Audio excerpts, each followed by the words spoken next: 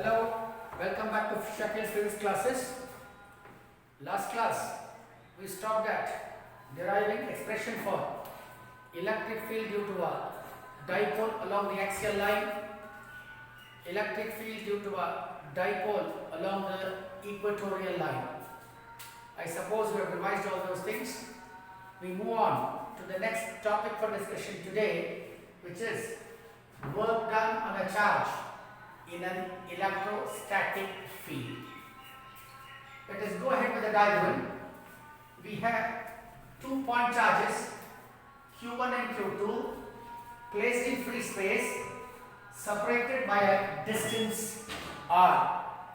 These two charges are placed in an electrostatic field. Q1 and Q2 are 2 point charges separated by a distance r1. They are placed in an electrostatic field. They are separated by a distance r1. We want to find out an expression for work done on a charge in an electrostatic field. So the first step we can do here is, between these two charges Q1 and Q2, we can find out what is the Coulombic force. Therefore, the Coulombic force between these charges, these two charges, I can write this as F is equal to 1 by 4 pi epsilon naught r squared into Q1 Q2 upon r squared. The distance is r1, no doubt. We are interested in finding out what is the work done in moving the charge Q2 from r1 to a distance r2. Therefore, we want to move a small distance r. That's the reason why I have taken it as r. I have not written it as r1. So, we have found out what is the Coulombic force between these two charges. Now, we want to derive an expression for work done. Therefore, work done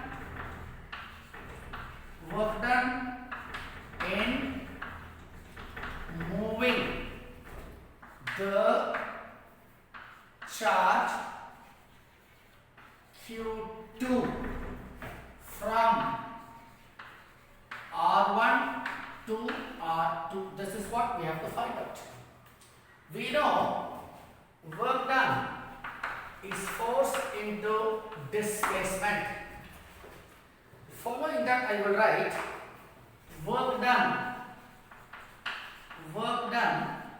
is equal to F vector dot dr vector, where dr or dx, okay, I will take it as dx, where dx is a small displacement. Now, having written this as in the form of a dot product, I can write this as equal to work done is equal to F dx cos theta. Dx and the force, they are pointing in the same direction. Theta is the angle subtended between force and dx. Because force Q1 will be exerting a force on Q2 in this direction, the displacement is also in this direction. Theta is 0. Therefore, I write it as F into dx. Theta is 0, cos 0 is 1, therefore I am not writing it like this. Okay. Now, let in a small time dt, the charge be moved through a small distance di. we are talking in terms of R. The general formula for work done I enter as dx. Therefore, naturally I am going to replace dx by dr. It's no harm. Therefore, since it is small work done, I write dw is equal to 1 upon 4 pi epsilon naught. I am substituting for force. Q1, Q2 upon r square into dr. Now this is the expression for small amount of work done.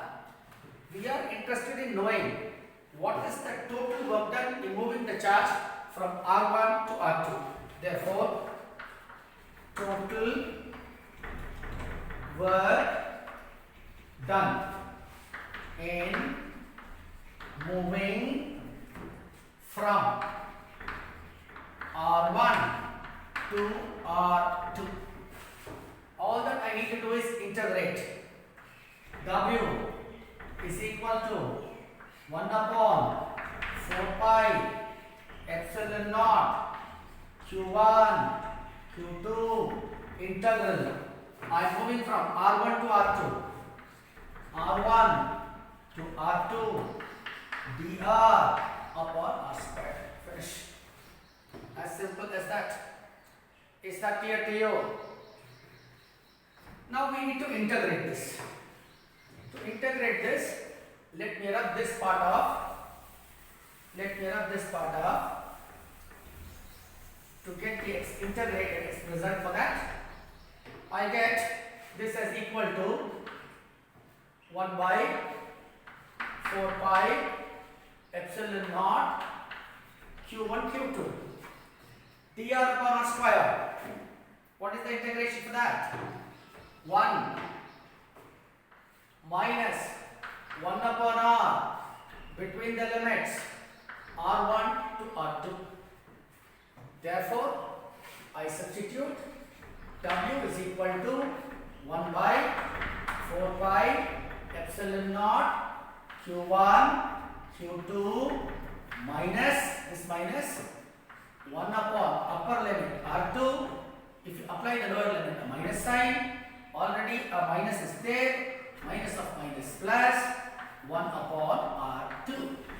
Therefore, I end up this expression as w is equal to Q1 Q2 upon 4 pi epsilon naught into 1 by r1 minus 1 by r2. This is the expression for work done on a charge in an electrostatic field. Expression for work done in an electrostatic field now is given as W is equal to Q1 Q2 upon 4 pi epsilon naught 1 by R1 minus 1 by R2. Hope this is clear to you. The fundamental thing we are doing is work done is force into displacement. Since you talk about charges, you find out what is the Coulombic force. That's the first expression. Then you need to express work done in vector form. You cannot just write like work done into displacement. Therefore, you write it as W is equal to F vector dot ds vector. Since I am talking in terms of moving a distance r, I have replaced dx by dl. No harm in it. So we finally substitute the value of integrate it between suitable limits. The suitable limits being r1 and r2, because you are saying that the charge you need to find out if q2 is moved from r1 to r2, what is the total work done. Therefore, the limits are r1 to r2. You just integrate, you end up with the result. Is that okay to you? If this is okay to you, we move on to the next topic for discussion, which is electric potentiality. Shall I rub this off? Let me rub this off to tell you what electric potential is.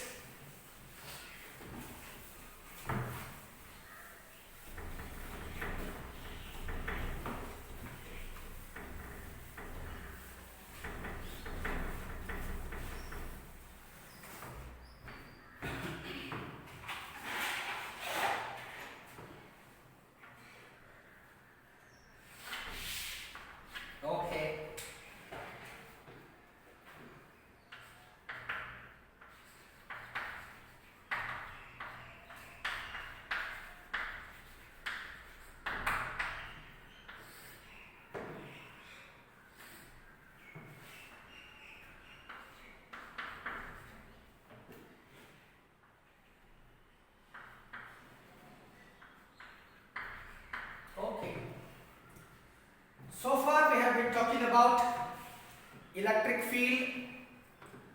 And electric field, we all know, is a vector quantity, has both magnitude and direction as well. This electric field or electric field strength can be described in terms of a scalar quantity as well. If electric field is expressed as a scalar quantity, we are going to describe it as electric potential. In order to make you understand what electric potential is, I have drawn a very simple diagram wherein you can find at a point O, there is a point charge Q. An isolated point charge Q is placed at O. Obviously, in the space surrounding this charge, there will be an electric field. In that electric field, I have chosen two neighboring points. The idea behind saying neighboring, they are very close to each other. For the sake of understanding, this much of gap I have given. These 2 points, A and B, lie or neighboring points. They lie in the electric field due to this point charge. Now, imagine I am placing a point charge, unit positive charge at A. Not only that, I want to move this unit positive charge from A towards B. I hope you are following what I am saying. If I want to move this unit positive charge from A towards B, I need to do work. Understood? Fine. Now, the next question that will obviously crop in our mind, sir, how much of work we need to do in moving this charge from A to B? Why at all we need to do work? That might be the next question in your mind. This is a positive charge. Here I have a positive charge. If I want to move this positive charge from A towards B, repulsive force will be there. I need to do work to overcome the repulsive force of the point charge Q. Only then I will be able to move this charge from A towards B. Therefore, work done in moving the charge from A to B, I have denoted it as W suffix AB. It depends on these factors. A, it depends on distance between A and B. Next, it depends on the position of A and B in the electric field. You understand what I am saying? When I say position of A and B in the electric field, these 2 points A and B are far away from the charge Q. Imagine I bring them close to this point charge. Then the repulsive force will be more. Naturally, I need to do more work. Therefore, it's not only distance, it also depends on the location of A and B in an electric field. Therefore, this work done can be expressed as the scalar difference between A and B, and I call it as potential difference between these 2 points. Now I am going to define it, electric potential difference. What I said, the different work done, this moving a charge from A to B can be expressed as some scalar quantity, and that scalar quantity I call it as electric potential. I would like to define electric potential between potential at a point A. Electric potential, because I am talking about 2 points, let me talk about electric potential difference. Electric potential difference between A and B is defined as work done in moving a unit positive charge from one point to another against electric repulsive forces. As simple as that. I will repeat once again if we have not followed what I have said. Electric potential difference is defined as work done in moving a unit positive charge from A to B against the repulsive forces. Without acceleration, you are moving charge A, unit positive charge A from A to B against repulsive forces without acceleration. That's more important. Fine. Therefore, if I consider the potential at A as V suffix A and the potential at B as V suffix B, I will write this work done as VB minus VA. As simple as that. As simple as that. VA is the potential at the point A. VB is the potential at the point B. Then the work done in moving a unit positive charge from A to B can be expressed in this fashion. Sir, the question now is VAB always positive? To answer that question, I would say VAB will be positive when VB is greater than VA. VAB will be negative when VB is less than VA. VAB is 0 when VB is equal to VA. So as to say, the work done, which I described as electric potential, is a difference in potential difference between any 2 points. Is the work done in moving a charge from one point to another, can be positive, can be negative, can be 0 as well, depending on whether VB is greater than VA, VB is less than VA, or VB is equal to VA. You understand what I am saying? So this is a fundamental expression for work done or potential difference between 2 points. If you are interested in knowing what is the electric potential at a particular point, say A or B, then I would say electric potential at a point in an electrostatic field is defined as work done in moving a unit positive charge from infinity to that point. For example, in this case, if the point A is shifted to infinity, at infinity VA will be 0, then automatically this will be, you are moving from infinity to B, this will be VB, will give you potential at that point. That potential at the point here in our case is B. Is that clear to you? Therefore, first expression I have given, WAB is equal to VB minus VA. This is nothing but a scalar. Work done is a scalar. Electric field expressed as work done is a scalar quantity. You call it as electric potential. I have defined what electric potential difference is between 2 points. I have also defined what electric potential is at a point. Now, if this is clear.